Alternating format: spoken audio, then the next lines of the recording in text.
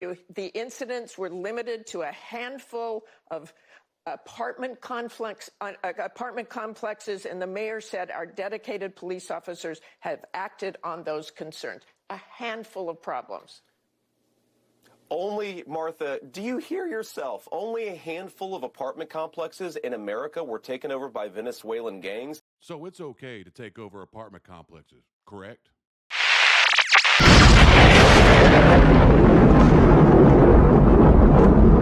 Let's face it, the Democrats are going to nitpick. It's just going to happen. They don't have anything else to run on. Harris's polls look like crap right now. They are in full panic mode. And now you got the news anchor from ABC, Martha, who's going and saying it's only isolated that, you got illegal Venezuelan gangs taking over apartment complexes. I mean, how nitpicking is that? We all know it's happening. We saw the videos. Everybody's seen the videos. But to go up there and ask JD and tell him, hey, it's only happening in certain areas, and, the way she asked the question, she assumed that it's okay as long as it's not happening everywhere. But guess what, Martha? It's happening everywhere. And this whole nitpicking, they don't have anything else to actually criticize Trump for. All they're doing is name calling, nitpicking everything that he says. They can't back up anything. And for some reason, it's always Trump's fault, right? It's Trump's fault for everything. Trump ain't been in office for almost 4 years now. But it's his fault. It's his fault for everything. It's his fault for the economy. It's his fault for, low wages. It's his fault for the housing market. It's his fault for the interest rate. It's his fault for illegal immigration. I mean, let's be honest. What else can this man put on his shoulders right now? He's trying to get elected so he can fix all this stuff that the Democrats have just dug a hole. This country is going down if the Democrats get elected for another 4 years. I hate to say it, but this is crazy. And I'm always tired of it. Everybody saying, well, it's Trump's fault.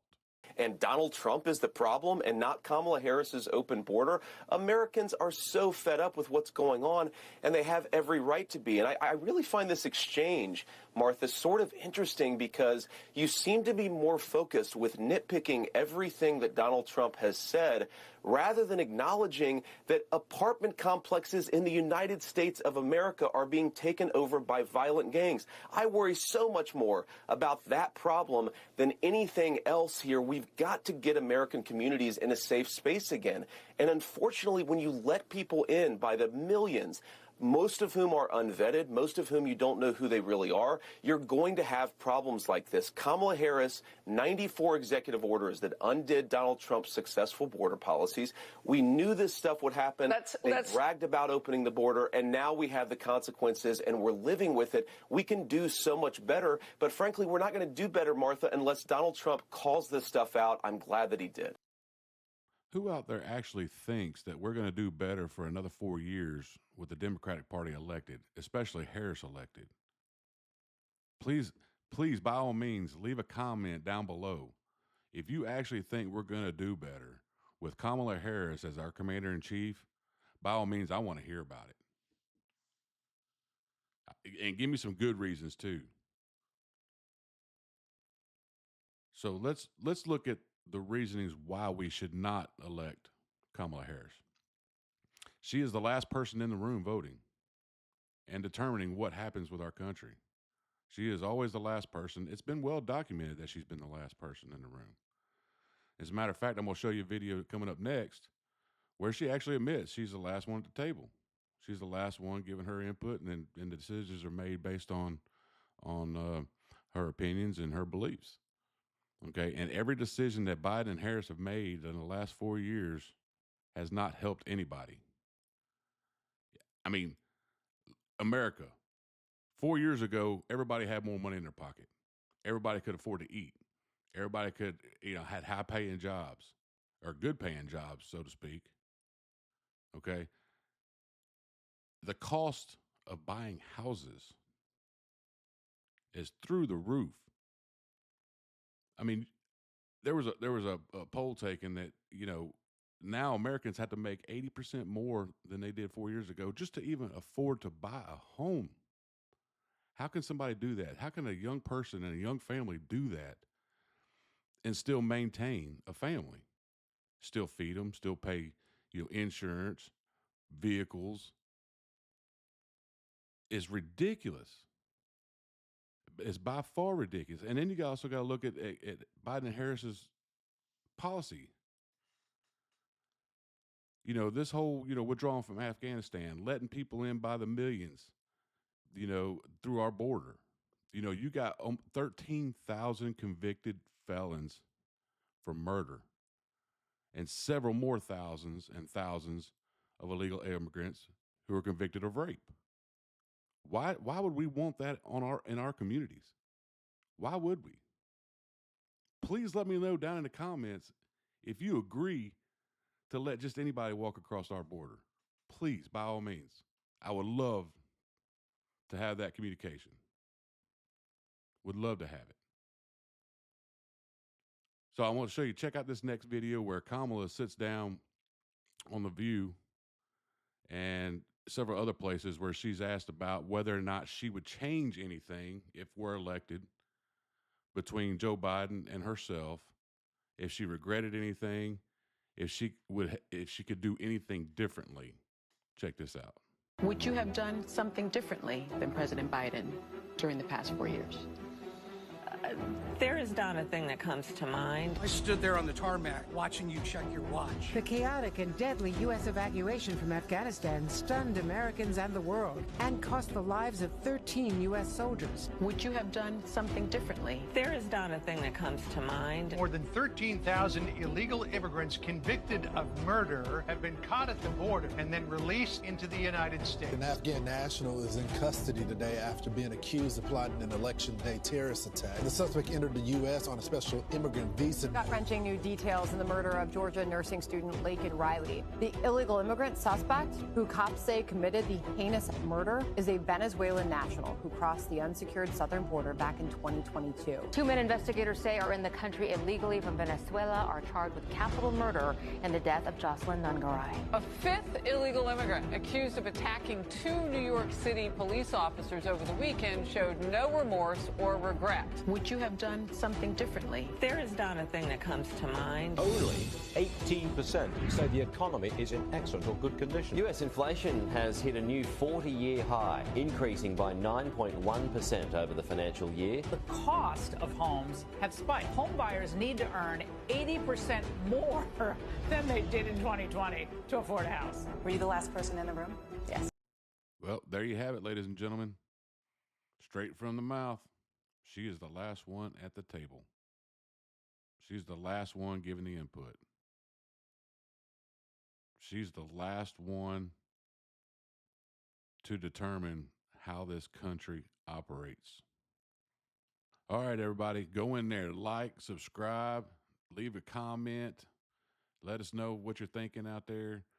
This is a brand new channel, and we're going to do what we can to bring you some good content. So I appreciate those who are watching. Please go like and subscribe. JD now sits down with a New York Times reporter, Lulu Garcia Navarro, and schools her on the labor force participation related to illegal immigration nowadays in our country. Check this out. The reason that there is a housing crisis is that not enough houses have been built. And that we have 25 million people who shouldn't be here. Well, I mean, this is the thing. I think it's both. I know you do. I don't think that many people who look into this agree with you, but about a third of the construction workforce in this country is Hispanic. Of those, a large portion are undocumented. So how do you propose to build all the housing necessary that we need in this country by removing all the people who are working in construction? Well, I think it's a fair question because we know that back in the 1960s when we had very low levels of illegal immigration, Americans didn't buy houses, didn't build houses. But of course they did. And I'm being sarcastic, of course, in service of a point, Lulu, the assumption that because a large number of home builders now are using undocumented labor, that's the only way to build homes, I think again The country is betrays much a bigger. The fundamental need is much bigger. I mean, I'm not arguing in favor of illegal immigration. I'm asking how you would deal with the knock-on effect of your proposal to remove millions of people who work in a critical part of the economy. Well, I think that what you would do is you would take, let's say, for example, the 7 million prime age men who have dropped out of the labor force, and you have a smaller number of women, but still millions of women prime age who have dropped out of the labor force. You absolutely could re-engage folks into the American labor market. This is, I think, To work in construction? Of course you could. I So mean, long as you the so unemployment long rate as is you, 4.1%. but Most the people who unemployment rate, Lulu, this is important. But The most people who unemployment don't work can't work in the regular economy. They're in the military, they're parents, they're sick, they're old. They might not want to work in construction. The unemployment rate is does not count labor force participation dropouts. And again, this is one of the really deranged things that I think illegal immigration does to our society is it gets us in a mindset of saying we can only build houses with illegal immigrants when we have 7 million, just men, not even women, just men who have completely dropped out of the labor force. People say, well, Americans won't do those jobs. Americans won't do those jobs for below the table wages. They won't do those jobs for non-living wages, but people will do those jobs. They will just do those jobs at certain wages. And think about this from the perspective of an American company, okay? I want them to go searching in their own country for their own citizens. Sometimes people who may be struggling with addiction or trauma, get them re-engaged in American society. We cannot have an entire American business community that is giving up on American workers and then importing millions of illegal laborers. That is what we have thanks to Kamala Harris's border policies. I think it's one of the biggest drivers of inequality. It's one of the biggest reasons why we have millions of people who have dropped out of the labor force. Why try to re-engage an American citizen in a good job if you can just import somebody from Central America who's going to work under the table for poverty wages? It is a disgrace, and it has led to the evisceration of the American middle class. JD's exactly right. This is common sense politics. You have illegal immigrants coming by the millions into our country, and they're taking all the jobs because they're willing to get paid lower wages to be employed here. So that takes away from the average American, but the average American is also not going to go and work for poverty lowered wages to try and keep up with the rising inflation we've got going on in our country today. I mean, it's just hard. So JD's exactly right. We need to get the illegal immigrants out of our country and make our jobs a lot better paying, so our Americans can get back to work. And in order for them Americans to get back to work, we had to put Donald J. Trump back in office. We had to put him back in the White House. That's the only way it's going to happen. Oh, by the way, don't know if you heard or not, but apparently there was maybe a third assassination attempt on Donald J. Trump over this past weekend. How crazy is this getting? I mean, it's not confirmed. It's just speculation. But, I mean, it's coming all over the Twitter feeds. It's coming all over the news feeds that there could have been a third thwarted assassination attempt on Donald J. Trump. Enough's enough with this crap. Enough is enough. This is a human being who is trying to make our country better. And for whatever reason, people are out there trying to take him out. I don't know what it is. I mean, I'm tired of hearing the word rhetoric all the time. I mean, yeah, it's coming from both sides. But when the Democrats can't answer a question, when they go on TV and they get confronted, they always shift the blame. Then they start calling names. Then they say it's racist. Then you're fascist. And then you got these crazy-minded people out there who actually think that they can get inside of a Trump rally using fake documents. Check this out. So this is what I'm glad of. This is what I am very glad of. I know that the presence that we had at the rally with deputies, with snipers, with counter snipers, and Secret Service snipers and counter snipers. I am glad that we're not talking about this after we shot him. We get to talk about it before, and no matter what, it's all going to be speculation about what his intentions were getting there. What we do know is he showed up with multiple passports with different names, an unregistered vehicle with fake license plate, and loaded firearms. If you're asking me right now, I probably did have deputies that prevented the third assassination attempt. If we are that politically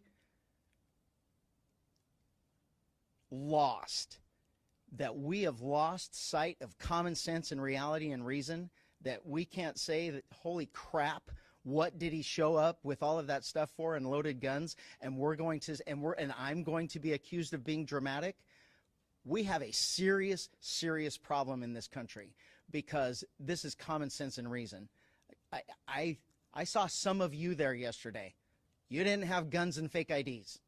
I don't know how else to explain it. And again, this is just speculation. The sheriff is speculating on whether or not he was there to actually cause harm to the former president. So in a press release, it says, a third assassination attempt against former President Donald Trump was thwarted on Saturday after a Las Vegas man was arrested with weapons and fake passes about half a mile from Trump's campaign rally in Coachella Valley, Riverside County in California. Deputies assigned to Trump's rally said the driver, Vim Miller, rolled up in a black SUV to a checkpoint at the intersection of Avenue 52 and Celebration Drive around 5 p.m. That's just before the Trump rally was supposed to start out there in Coachella. He was found to be in illegal possessions of a shotgun, a loaded handgun, and a high-capacity magazine. Look, you're showing up doing something crazy and you've got all that weaponry with you. What's the deal? And of course, the Riverside County Sheriff, Chad Bianco, told the Southern California News Group on Sunday that he believes Miller, who he said is a member of a right-leaning anti-government group, planned to kill Donald Trump, and the deputies thwarted the plan when Miller presented fake VIP passes at a checkpoint. Who in their right damn mind is going to show up with fake VIP press passes? Do you not think that the Secret Service is going to check this? Do you not think that the local law enforcement, local agencies, state, federal, are not going to check this? You have got to be outside your mind. So I can understand why the sheriff out there thinks that this may have been something a little bit more to it. I can agree with that. But like I said, it's just speculation. The sheriff went on later to say that Miller was released Saturday on a $5,000 bail and is scheduled to appear in court on January 2nd. Now, $5,000, yes, it's just speculation. He didn't actually, they don't have the proof. They don't have the intent. But the sheriff did say it's still under investigation. So, listen, this is crazy. This is getting to the point where this is just ridiculous. It seems like it's always happening with Trump at his rallies, at his golf course. I mean, the man can't even play a hole of golf without having somebody hiding in the bushes. I mean, what the hell? People are going to that extent to cause this man harm who is trying to make our country better. I don't get it. I do not get it. Please leave some comments. That's going to do it for us today. Let us know what you think. If you have any questions, we'd love to have that dialogue with the people, our viewers. Until next time, America, I appreciate it. See you.